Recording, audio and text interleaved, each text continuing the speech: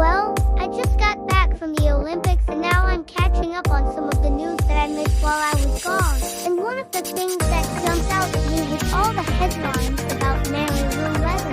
Now, if you don't know who Mary Lou Retton is, she's an American former gymnast who won 5 medals at the 1984 Summer Olympics in Los Angeles, including the individual all-around gold medal. She also won 3 medals at the 1983 World Championships and was named the 1983 World Gymnast of the Year. After retiring from competition, Retton became a television commentator and has since written several books. Recently, though, she's been in the headlines for a different reason. On July, police were called to her home in Indiana after she reportedly called 911 and said that she had been assaulted by a stranger while she was taking out her trash. Now, the initial police report said that the man had exposed himself to her and then attacked her when she screamed. But then later they changed their story and said that they didn't actually witness the attack and that the only reason they were called to the scene was because there was a report of a possible indecent exposure. Well, now Mary Lou Retton is speaking out and saying that this is all a big misunderstanding. In fact, she says that she didn't even call the cops. Let me read you what she said. I want to clear up some rumors. I did not call the police.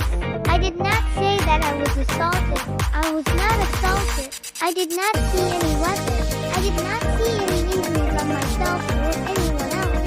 So it sounds like this whole thing started because somebody reported possible indecent exposure. And then the police went to investigate, and they said that maybe there was a fight.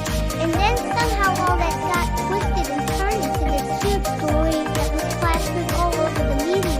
And to be honest, I can see why this story got so much attention.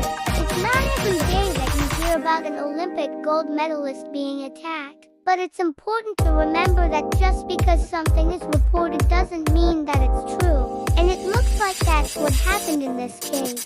You know, we live in a world where everyone is a suspect. Every story gets questioned. Everyone has to prove themselves. And sometimes the truth gets lost in all of that. I mean, think about how many times you've seen a video or a picture that was posted online, and then it started making the rounds, and then before you knew it, it was everywhere. And then later it turned out that it wasn't true or it was taken out of context. Well, this is the same thing, except on a much bigger scale. The bottom line is that we should all be careful about what we believe, and we should always question everything. Just because something is reported doesn't mean that it's true. And just because something is on the internet doesn't mean that it's real. We need to teach our kids this.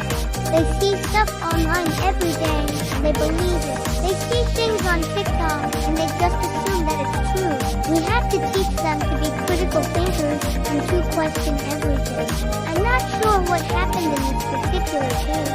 Maybe there was some indecent exposure, and maybe Mary Lou Retton just didn't want to make a big deal out of it. But either way, it's a good reminder for all of us to be careful about what we believe and to always question everything.